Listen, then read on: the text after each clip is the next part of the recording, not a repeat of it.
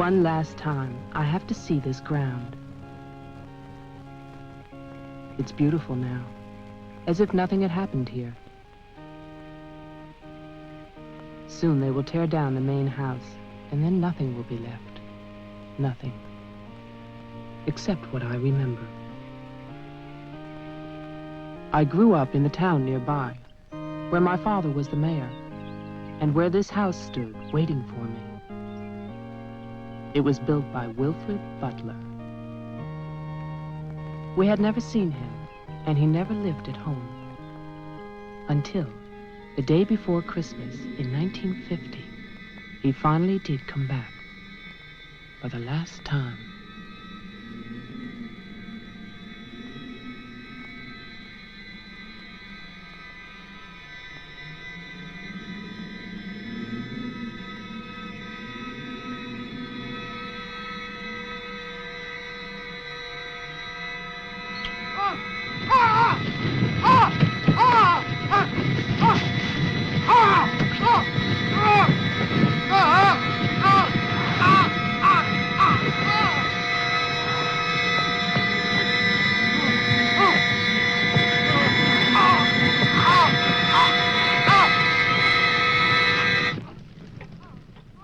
All of us believed that his death was an accident.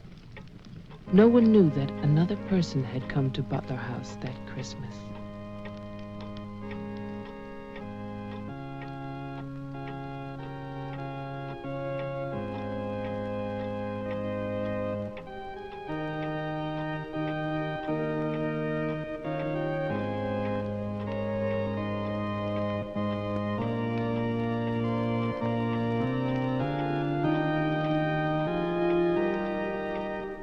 As Deputy Coroner of the County of Arlington, State of Massachusetts, I hereby find, upon evidence of an autopsy conducted by the medical examiner of this county, that the deceased, Wilfred Butler, died as a result of burns inflicted accidentally upon himself on his own premises during the afternoon of December 24th, 1950.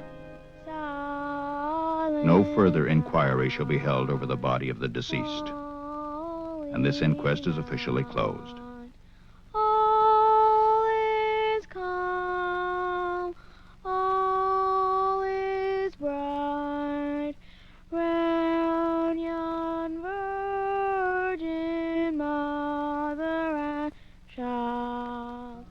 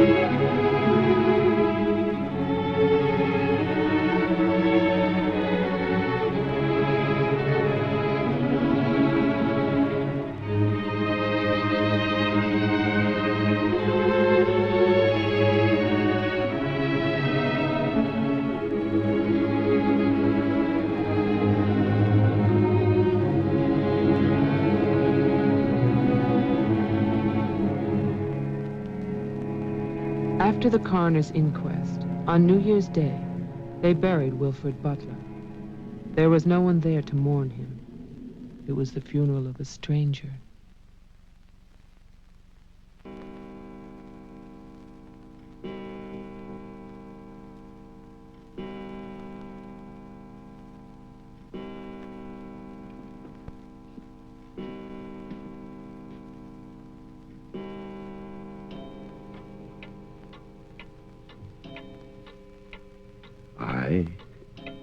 Wilfred Butler, being of sound mind and body,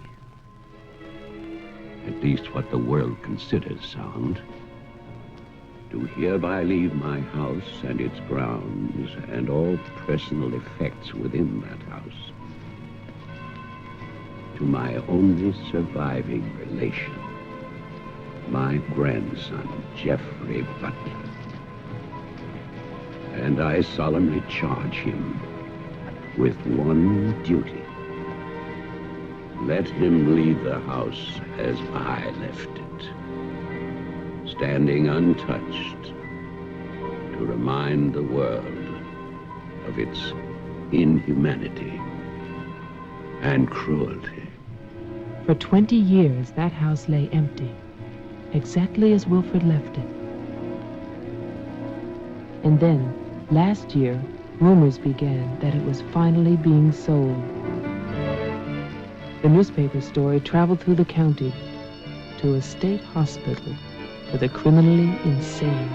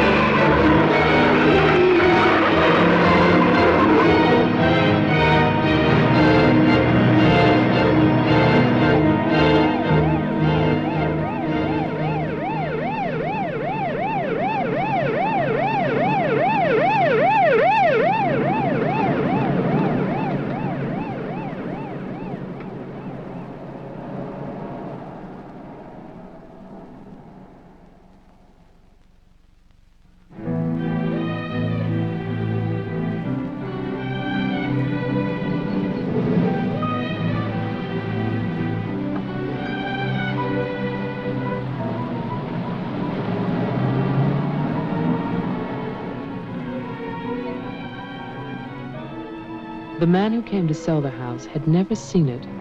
He was a lawyer from the city, just doing a job and enjoying it.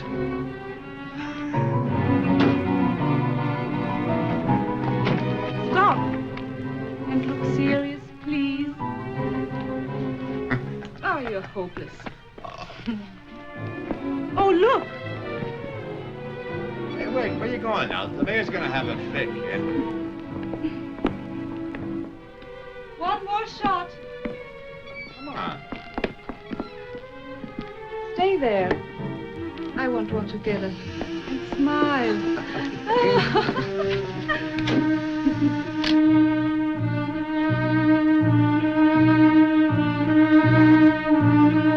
For all the news as it happens, stay tuned to WLIX, your voice of the Northeast. This is Roger Fowler with local stories. First, today's headlines. A warehouse fire still rages in Elizabeth. Police suspect arson. That escaped inmate at Margaretville State Hospital still at large, still hunted by state police. And over in Roxbury, the city passes a controversial housing code.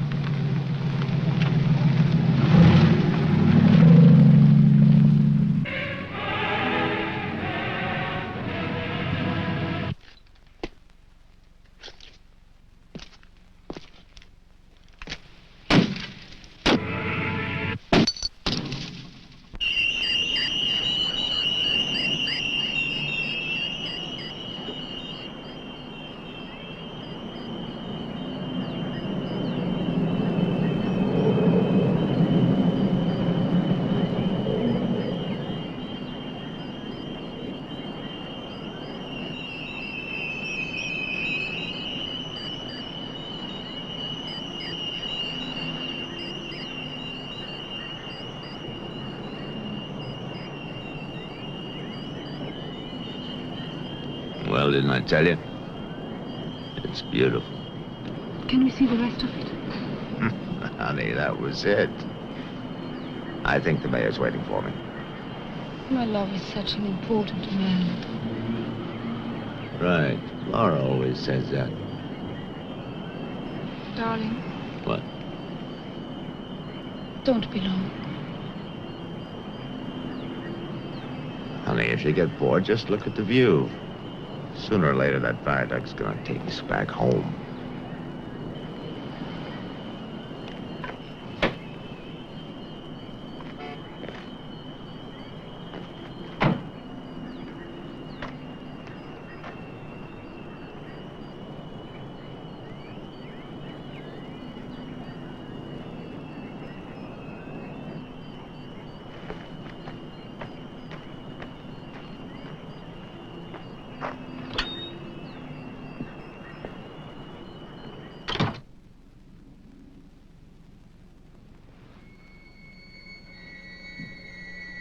Mr. Carter. Mr. Mayor.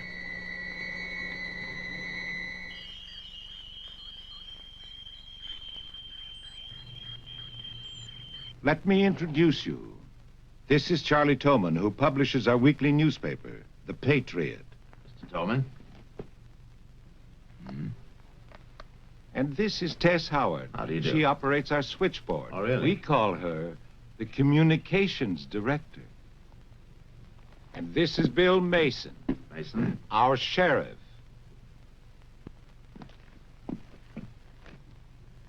Won't you sit there, Mr. Carter, at the head of the table? Thank you. I didn't expect to meet you all together. It's quite a reception.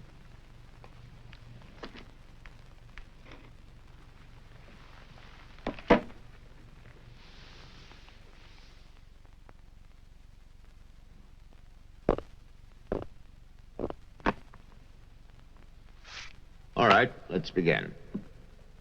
As you know, I've been retained by Jeffrey Butler. The matter concerns the house that he inherited from his grandfather, Wilfred Butler.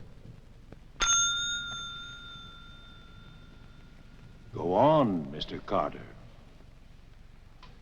I believe that you offered to buy the house from my client. Offered. We begged him. We wrote letters That's and we... enough, Tess.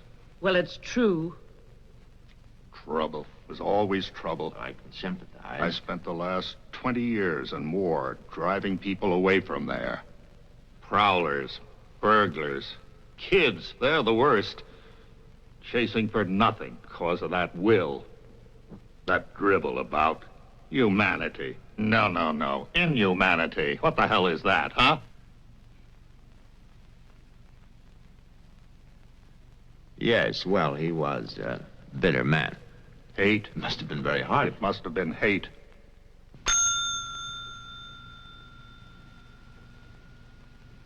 That man hated. Well, some people are like that.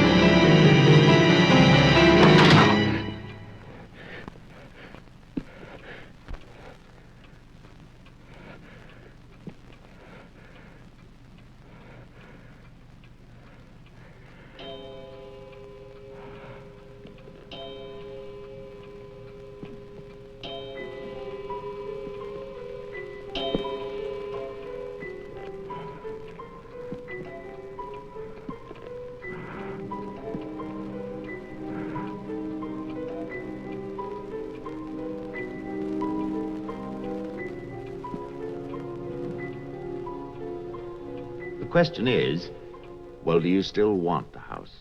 Are you offering it to us, Mr. Carter? Exactly. Why now? Well, that's Mr. Butler's business, isn't it? You know we're not rich. Most of us came here during the Depression. But we love this town. It's our home. And naturally, you want to improve it. Exactly.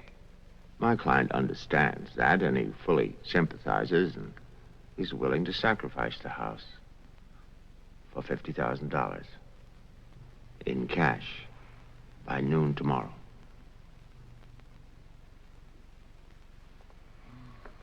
That's an awful lot of cash. It's also an awfully good bargain. You could go to Wilton. You could go now to the bank. Am I clearly understood? All that cash. Perfect. I'll wait for your answer till tomorrow. You're spending the night here? Yes. May I ask where? At the Butler House. We could put you up at the motel as our guest. No, the house is fine. The Paradise Motel. That's very kind of you, but I'm meeting Mr. Butler about some personal items. You'll want a phone. I can reconnect the line. Don't trouble, please. No trouble. You'll need a phone. Don't want to be stuck out there. Mm-hmm. Well, you've convinced me. Thank you. By the way, have you known Mr. Butler a long time? No, I've never met him. He called me and asked me if I'd handle this for him. I said yes. He had the key delivered to my office. Mr. Mayor, Sheriff, Mr. Tolman, Miss Howard, see you all tomorrow. In fact, I'm looking forward to it.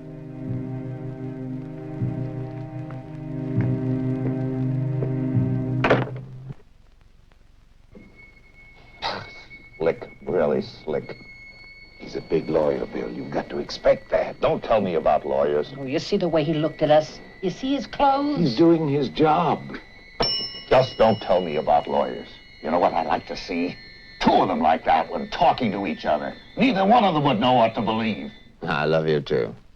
Honey, when I get home, I'm going to have a nice surprise for you.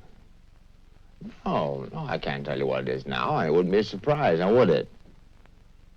No, I can't come home now, but it'll be very soon. Very soon. Honey, of course I miss you. Yes, I miss Mommy, too. Laura, how are you, kid?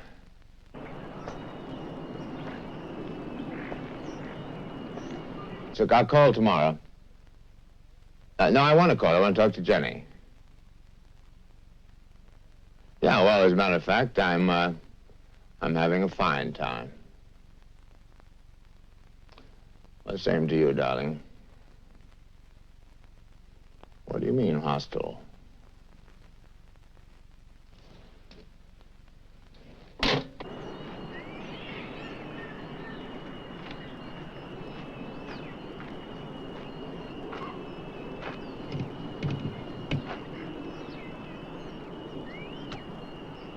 I was wondering, if we get it, what then?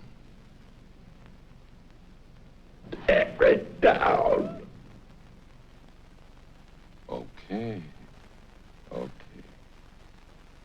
I'd better get going. Do me a favor, Tess. Call Diane, tell her I'm going to Wilton, and I'll be back late.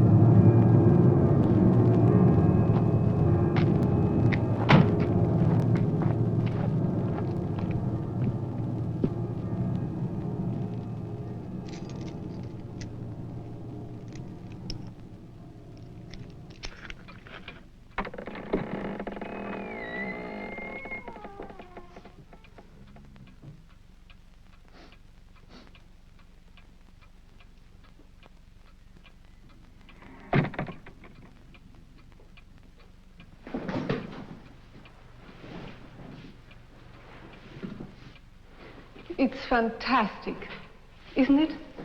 Yeah. Butler wasn't kidding. Nobody's lived here for years. That would be such a waste. It's his grandfather's monument. You know, there's a caretaker who keeps this place just the way he left it. What kind of monument is this? Well, that's the trouble. Nobody remembers anymore. That's what usually happens in America. I remember this. And he walks with me, and he talks with me, and he tells me I'm his own. And he walks with me, and he talks with me, and he tells me I am his own, and the joy we share as we tarry there. You're not serious. I used to hear that at funerals. At funerals? Yes. When I was a kid in Chipley, Georgia. There's also a Chipley Flower Day. But they have both been subsequently eradicated from the map. None other has ever known.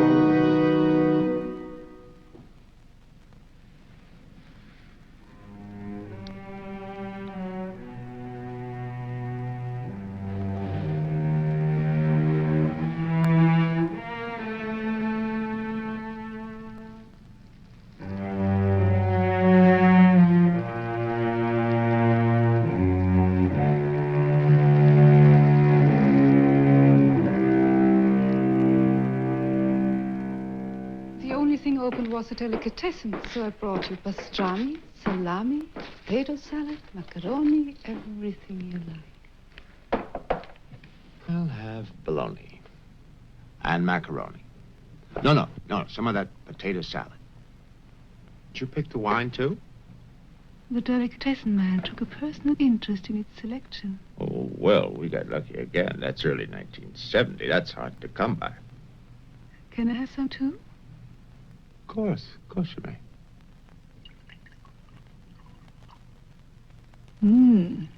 Thank you. It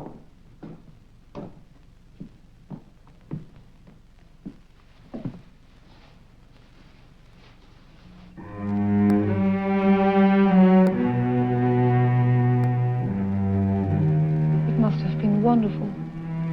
What? The people who lived here. They must have had a wonderful life. Well, I hope they did. Wilfred Butler must have believed in something. Look at that stone fireplace, parquet floor, the mahogany, this table. Now, you probably think this place is made of wood, right? Well... Wrong. You know what his grandson told me? Underneath that wood, there's 2 feet of stone. The foundation is 8 bricks wide. Now, someday they're going to come in here and they're going to tear this place down and they're going to build little tract houses all over this property on quarter-acre and half-acre lots. And that bulldozer's going to come up that hill toward this house. And it's going to get the surprise of its life. They built a kingdom out here. I mean, nobody's left. No? Butler has a grandson. No. He's probably like the rest of us, wants money. You know, he's asking $50,000 cash for this place, and if he only wait, he can get at least $250,000. But he won't take his time. So he'll get screwed.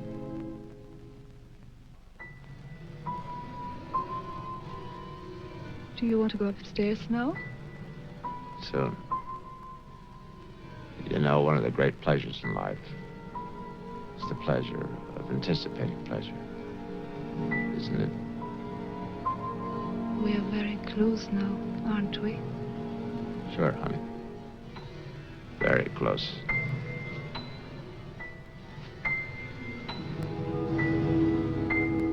I don't see any beds yet. Well, keep looking, honey. Butler said the place was furnished.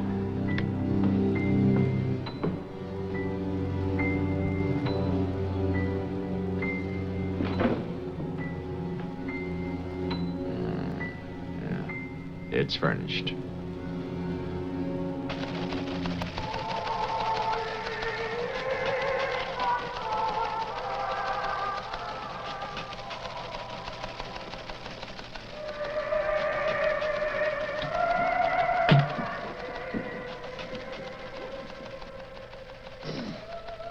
Anything doing? No, sir. But look at this. More football, huh? Look how they smeared that quarterback. Look at his arm. Got no time now. Go test. How about that telephone up at the Butler house? Is it working? Well, try it now. I'll wait.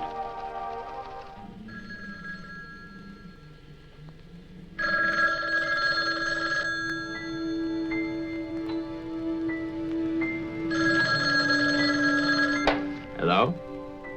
Oh, yes, Miss Howard. Yeah, the phone's working fine. Very nice of you to call. Thank you. Good night.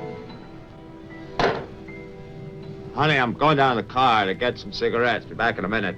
Okay. Don't get lonely. No, no.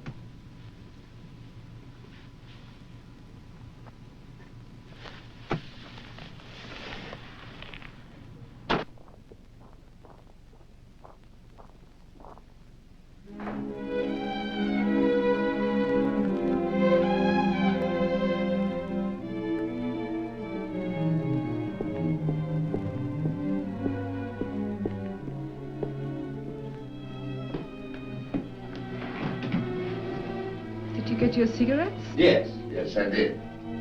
May I have one? Sure. No, it's the most amazing things. These cigarettes come in these very small packages these days. Oh, that's for me? Mm-hmm. Can I open it? Oh, no. Our Christmas is day after tomorrow. Is that an order? Yes, ma'am, that's an order.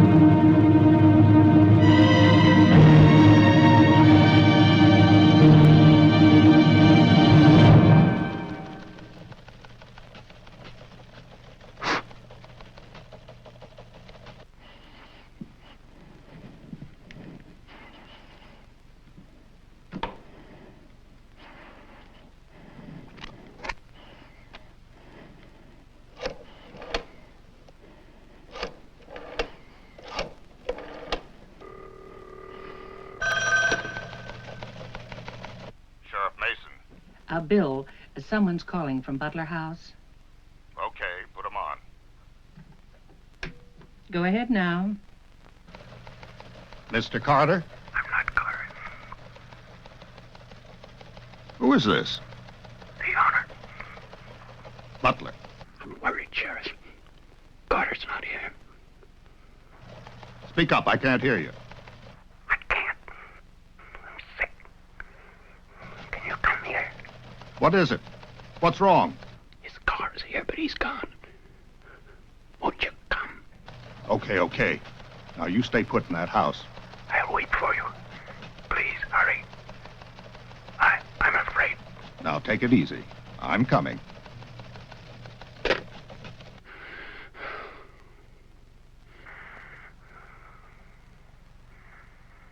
Mr. Butler, are you done?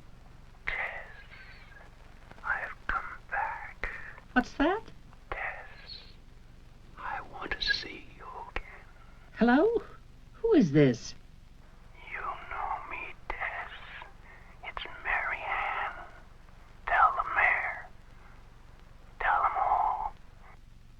I'm waiting in my father's house. Tess, it's so lonesome here. Don't be long. Hello? Hello? Hello?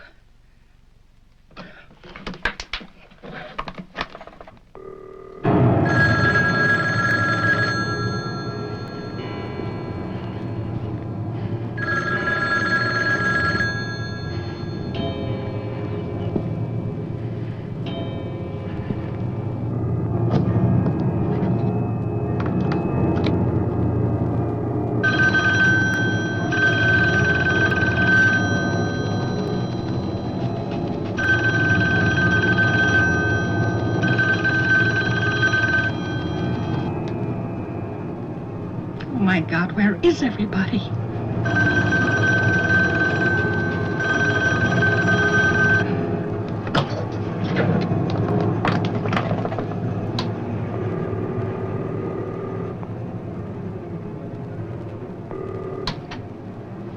Hello?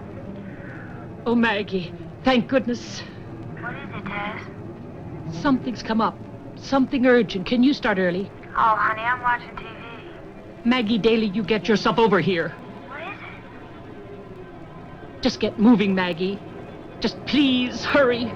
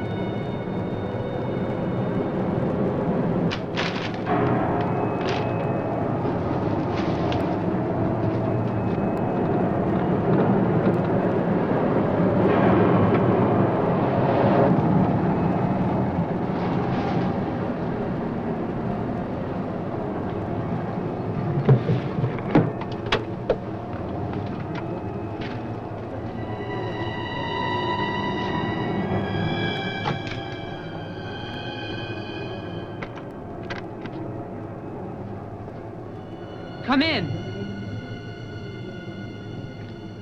It's open. Okay, mister, that's far enough. What do you want here? Mayor, Try again. My father's not home. And don't move. you want me to put my hands up? No. Just stay there. What are you staring at? I seem to remember you from the road. That's why I'm holding a gun. You scare me. That makes sense. Thanks. Does everybody carry one here? You can ask the sheriff when he gets here. I'll call him. I'm sorry to disappoint you, but the sheriff's office is empty. How do you know? I was just there. Who are you? Jeffrey Butler. Oh, you're the one who's selling the house. Yes. Have you any ID? Come on. Don't laugh at me. I want your ID.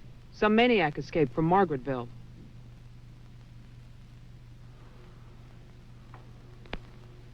Okay.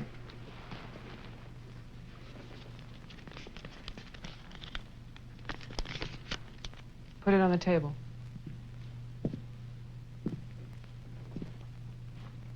Now go back.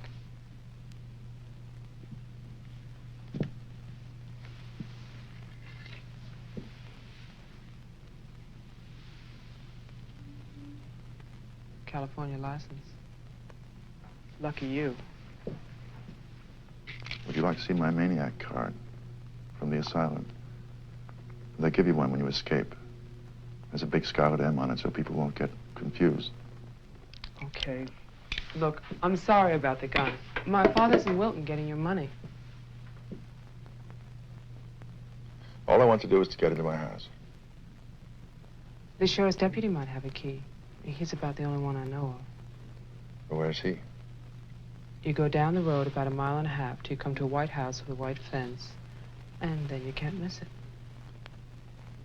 Thanks. That's okay. Merry Christmas. Same to you.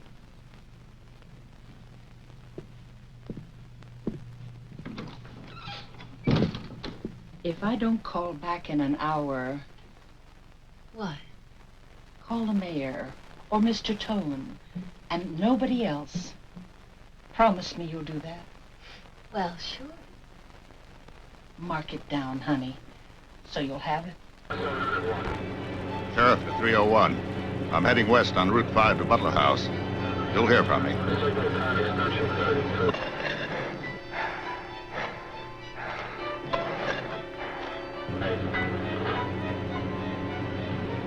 What the hell? What's that light out there?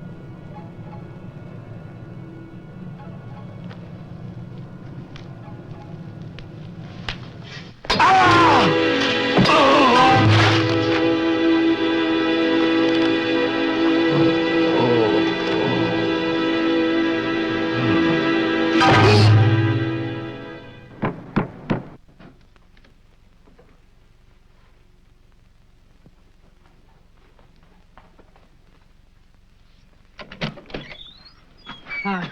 Hi. Did you find the deputy? No, I wasn't there. Oh. I was thinking, isn't your lawyer supposed to be at the house? The door was locked. His car was there, so I borrowed it. You mean you stole a car? Yeah. Keeping it warm. What if he needs it? Let him find me. Who's coming to dinner? Oh, Daddy. We always have dinner every Thursday. Do you want something? No, I ate Paradise Motel. Yeah, I know. It's awful. What about a drink? Yeah. It's cheap bourbon, but that's a big favorite around here. Do you want ice? No, straight. You look tired. I am tired. Well, here's to a fast dollar. Cheers.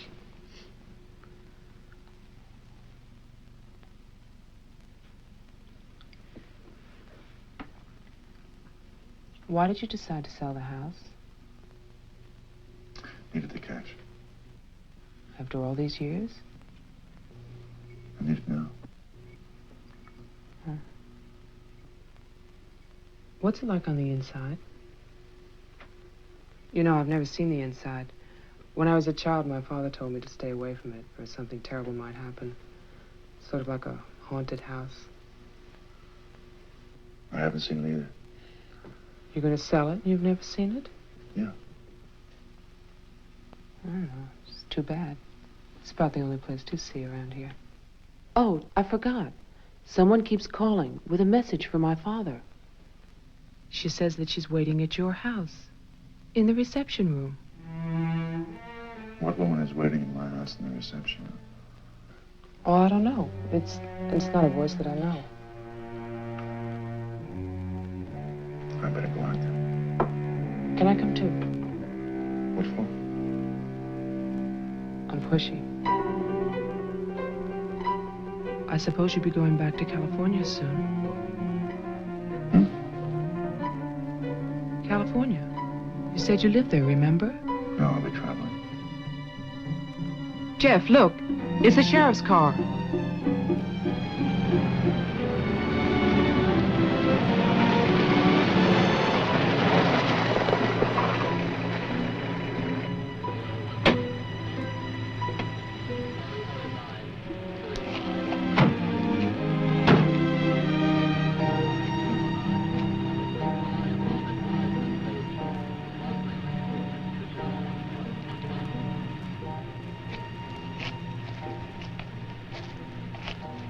There's a light. Look at that tombstone. Pretty cheerful.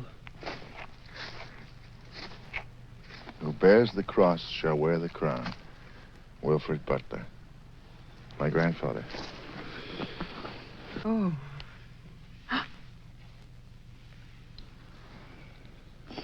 Someone left their sunglasses in the snow. They're the sheriff's. My lawyer's missing. So is the sheriff. You get strange phone calls. And now someone's fascinated by my grandfather's grave. Let's get out of here.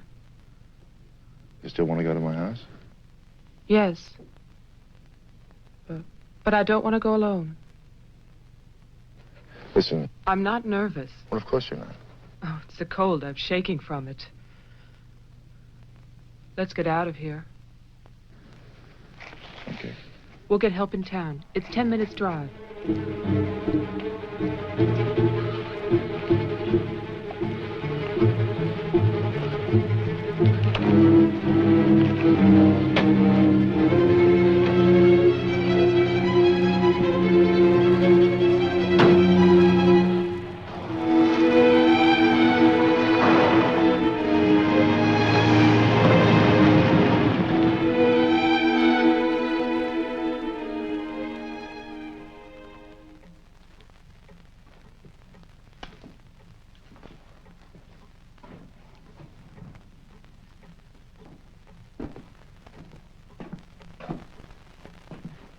Night, Mr. Tillman. Have a nice holiday.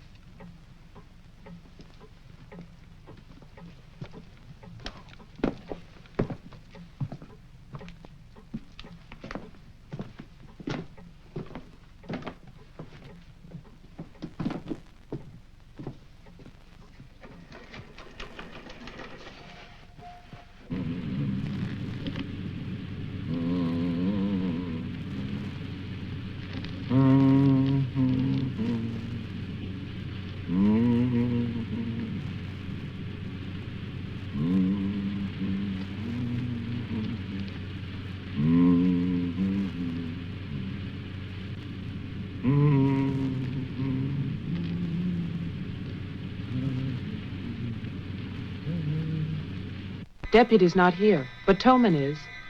Who's Tolman? Come on, you'll see.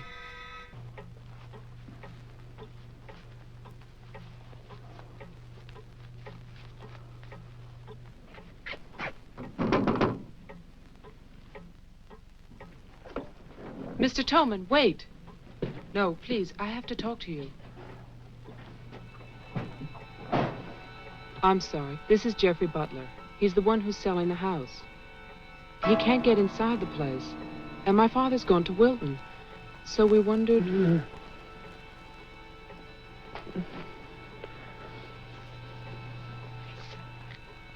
Anything wrong? He'll tell us. Tess has gone to his house. Why would she go there? I don't know. Anyway, she won't get in. You say it's locked. He says she hates the place. Would you like to drive there? Diana could stay here, lock herself in. I need a key.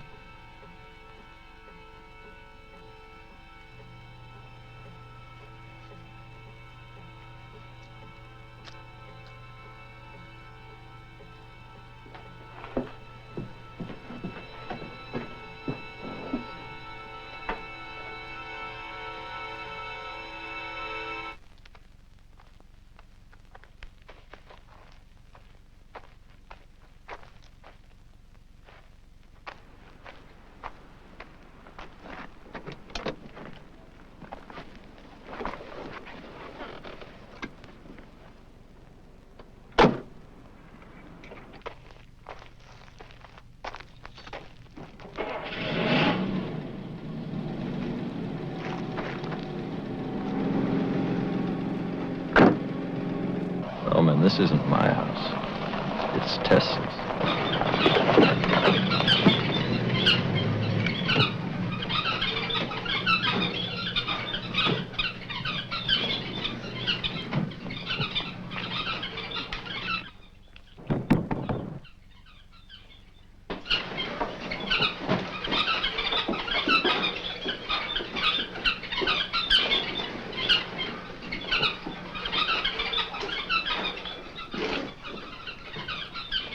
Well, Tess isn't here.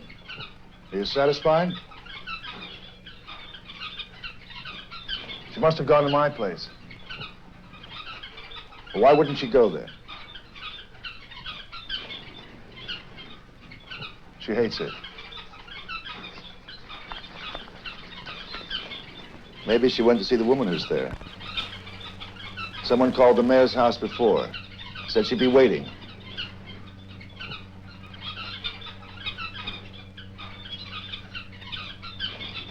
What is it?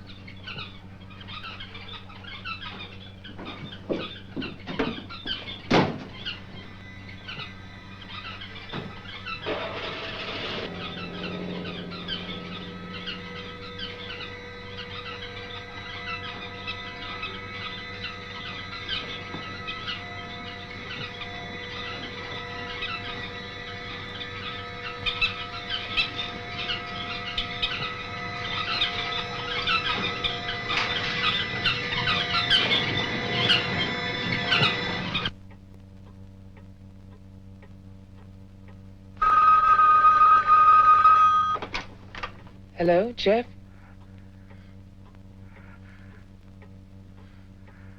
Hello? Is anybody there? Who is this? I'm Diane Adams. I spoke to you before.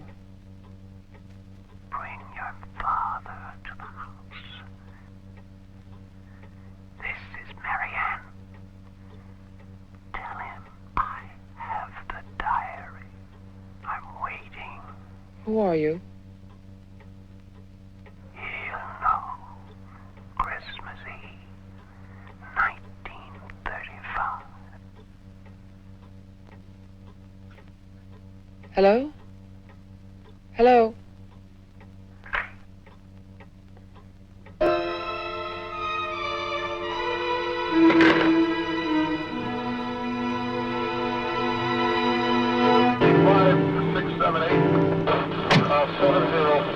signal 10, 704, C Charlie. 704, signal 10, 704, C Charlie.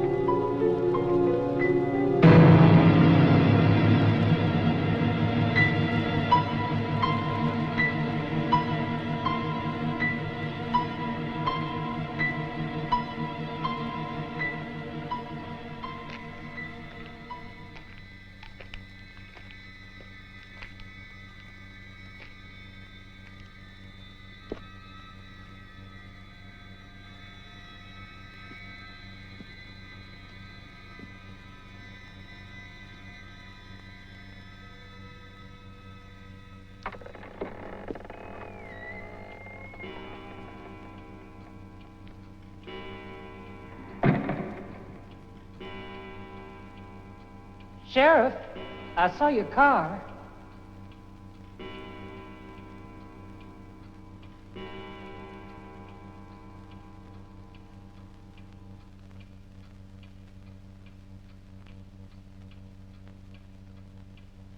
Bill?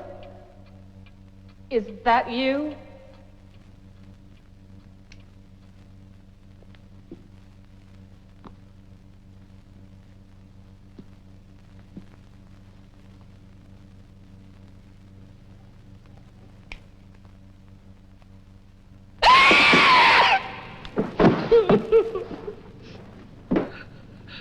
Tess, you can't see me, but I can see you.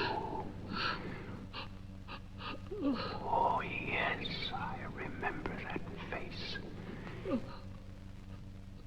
You're older now, and fatter, but still, Tess. And you're frightened, aren't you? Don't be afraid. I want to help you. Take my hand. Take it, Tess.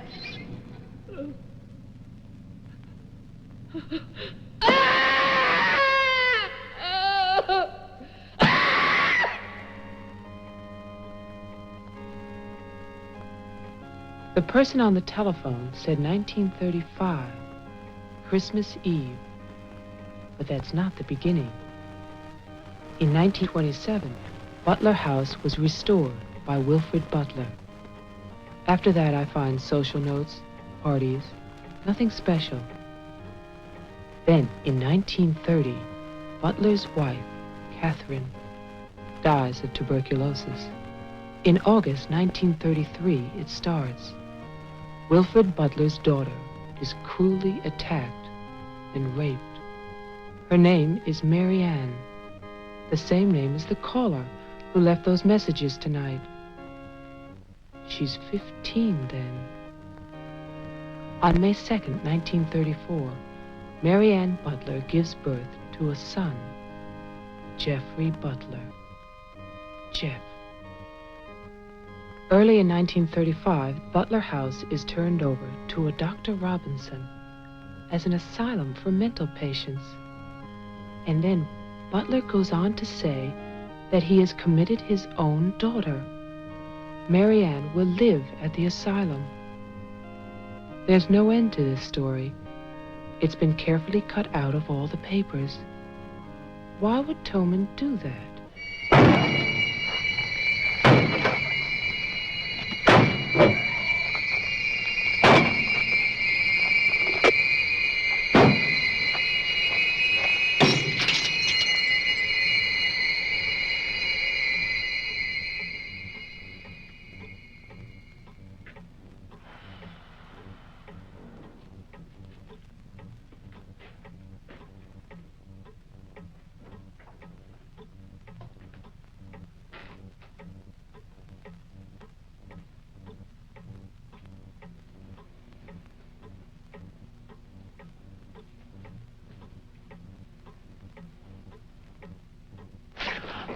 scared me. What happened? What happened is, Tess has 40 bird cages. Tolman is hysterical. Everybody's at my house but me. It's cold outside, and you forgot to lock the door. Joe, how old are you? How old am I? You mean, how many years have I lived? No. There's a lot in the paper about your family. I don't want to talk about my family. Wait a minute. There's a woman calling, and she says her name is Mary Ann. That was your mother's name, wasn't it? My mother died in childbirth.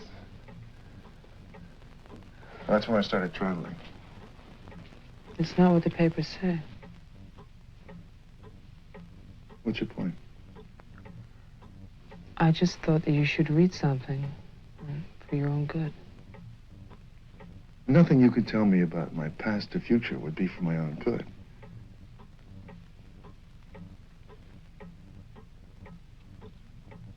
Where is the paper? It's on the table.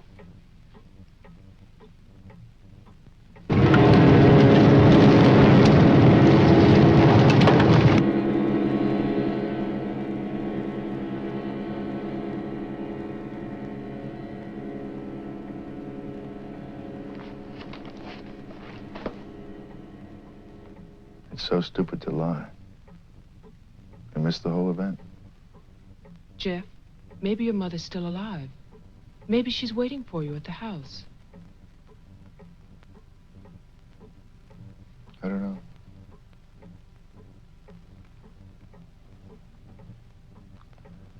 Come on. No more side trips. Let's go out there.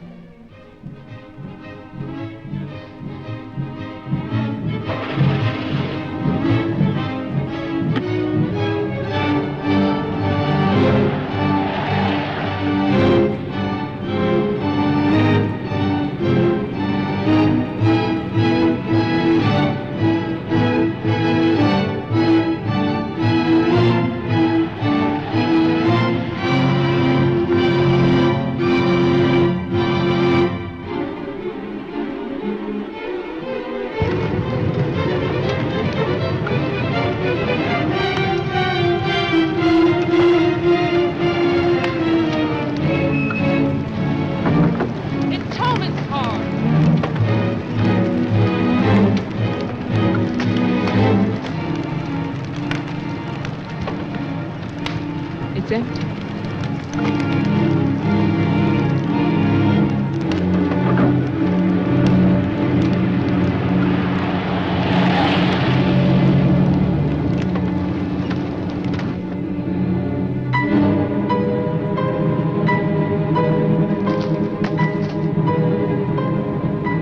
Jeff, look!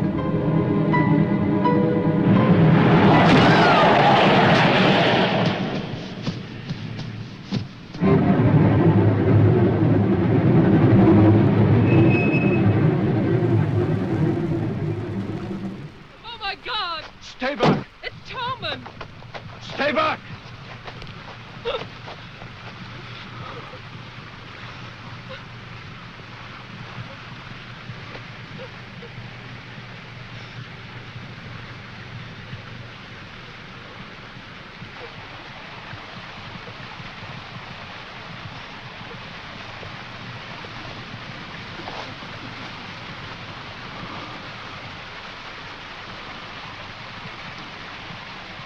He's dead.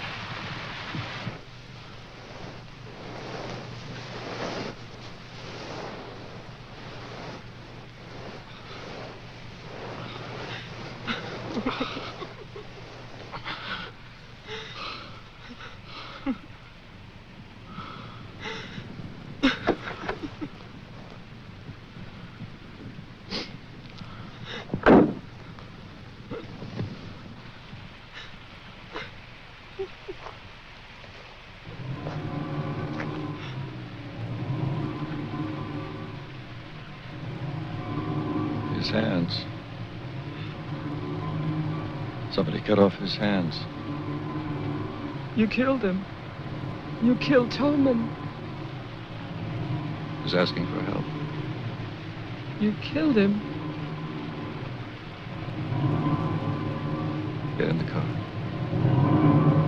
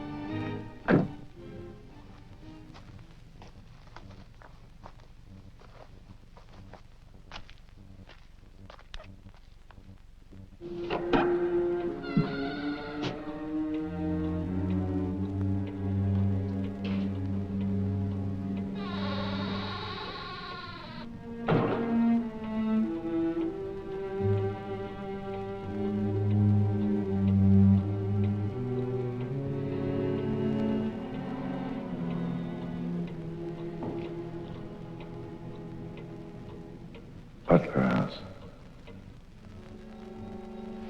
The keys. He took them.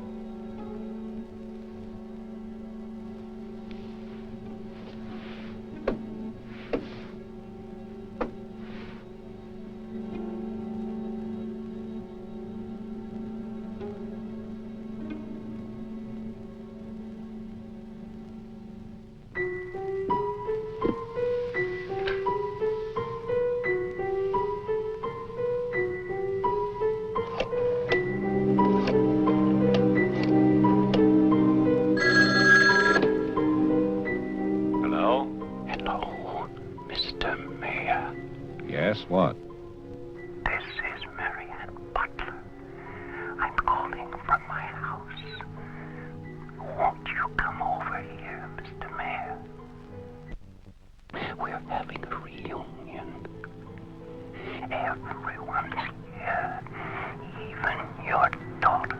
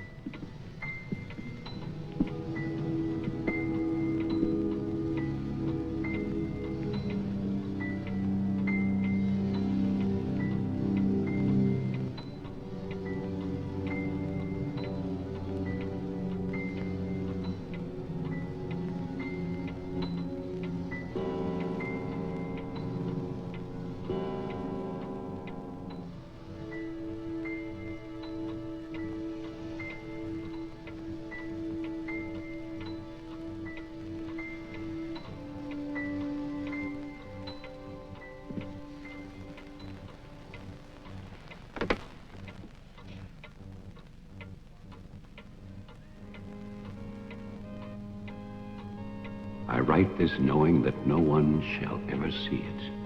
Not my beloved daughter, or even my grandson, Jeffrey. I write for myself in the hope of forgiveness, if that is still possible. And I write for you, Mary Ann, whose youth and innocence I have destroyed. By 1935, the doctors had treated my daughter for a year. I had believed they could cure her. The child, Jeffrey, was taken from us and sent to California. I turned my house into an asylum. I brought doctors to live there. I welcomed other patients. Useless. All of it.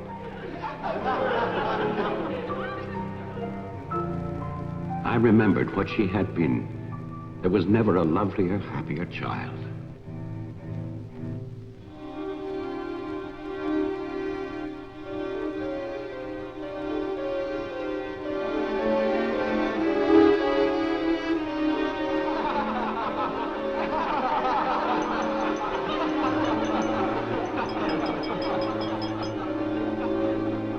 Ladies and gentlemen, quiet, please. I propose a toast. Doctor, please. By Christmas of the first year, I knew that I must act, not for myself, but for my helpless child. Led him to create this institution. Our friend... I had no plan. All I knew was that I must take her from these men with their promises, their lies. Shall we?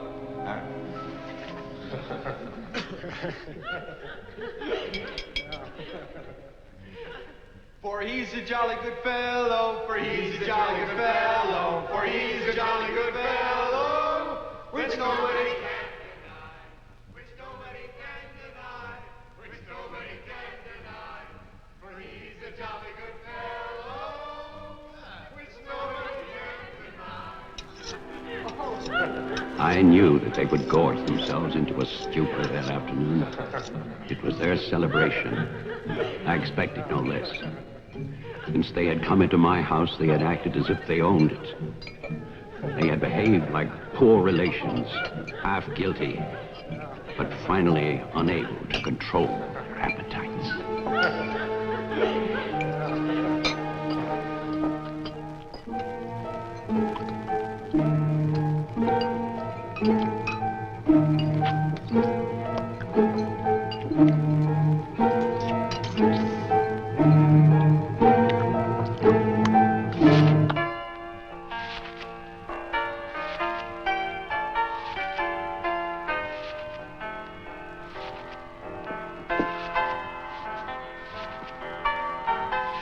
After dinner, they danced and drank as they usually did.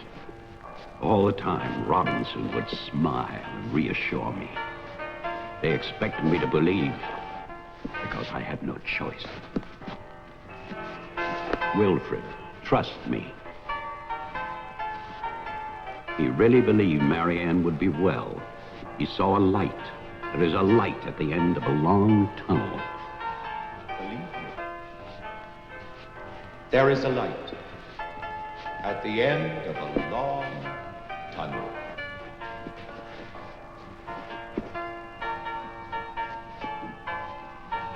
Stay here, Doctor.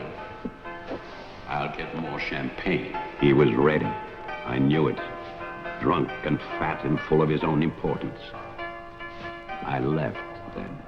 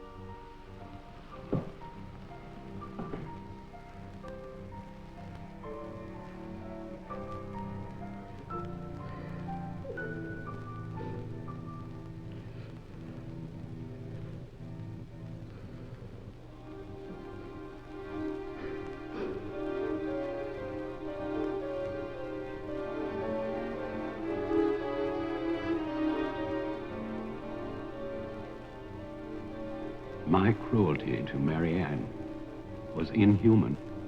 I know that. I had loved her. I had fathered our child, Jeffrey. I had brought her to this. But I swear that on that afternoon, all I wanted was to save my child.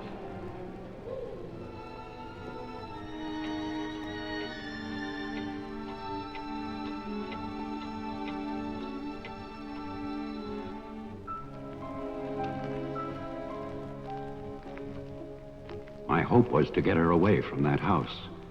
But also, I wanted to set free those other wretches who had so long been abused by the doctors.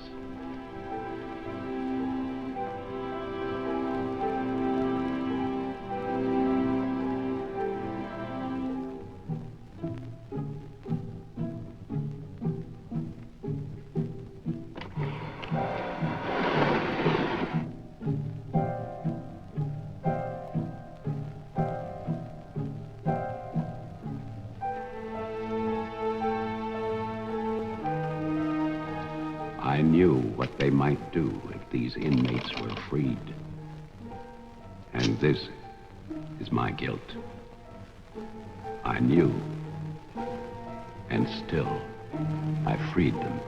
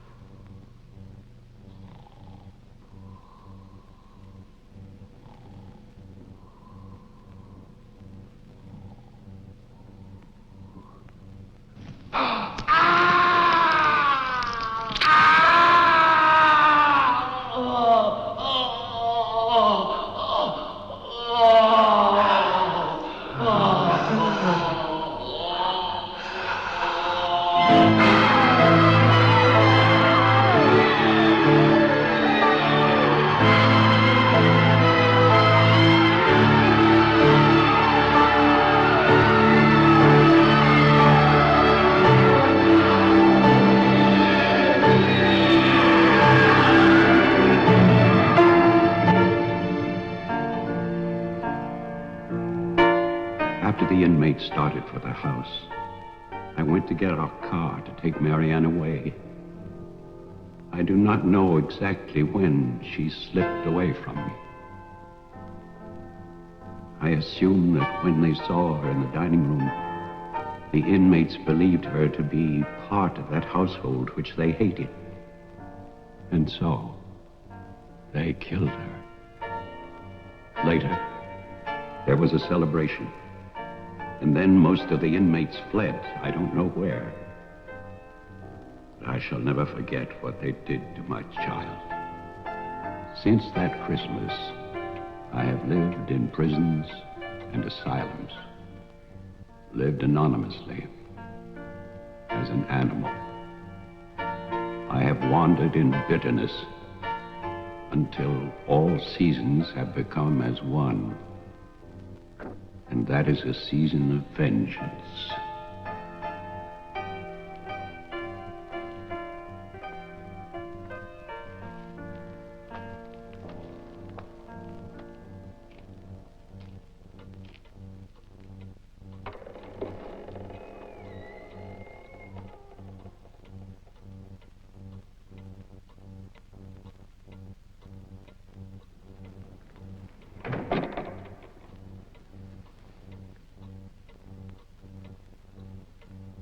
Jeff.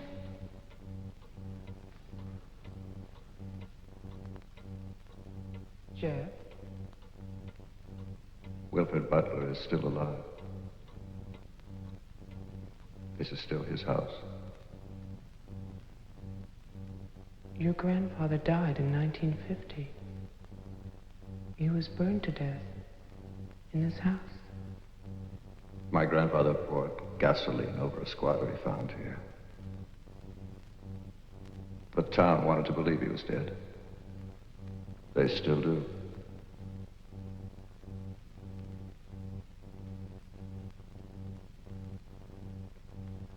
This house was an asylum. There was a massacre by the inmates. Tess, Tolman, the sheriff. Your father. No. All inmates. They killed my mother in this room.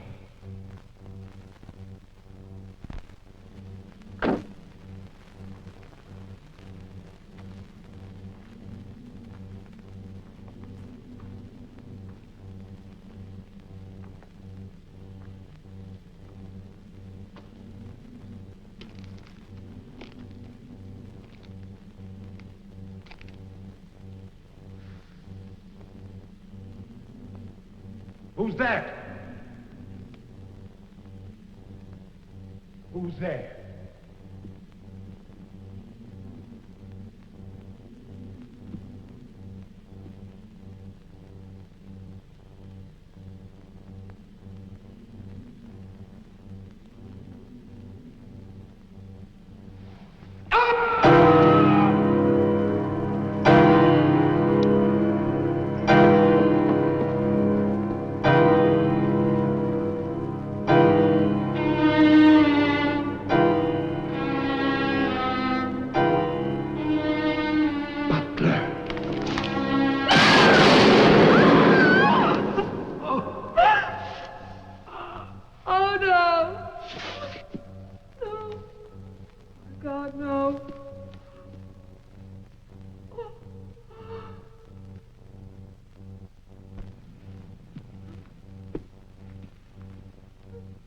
Daddy? Daddy?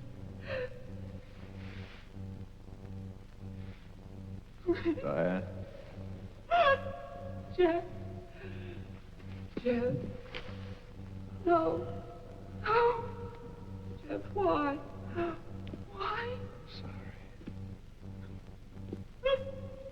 Marianne.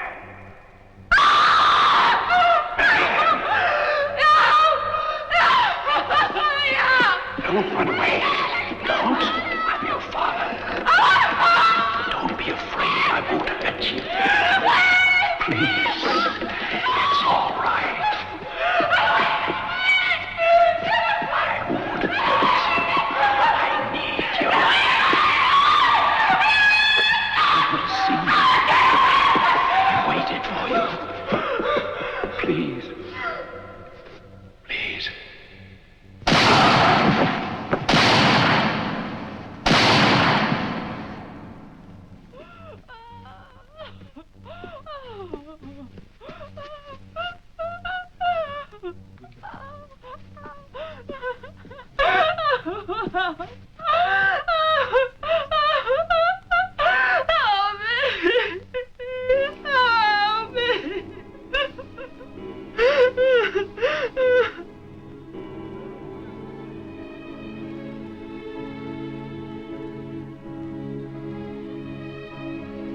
I spent that night weeping.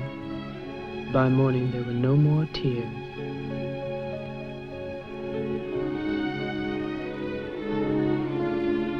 I know that my father and Jeffrey both thought they were shooting at killers, but they were simply the last victims in that house of victims.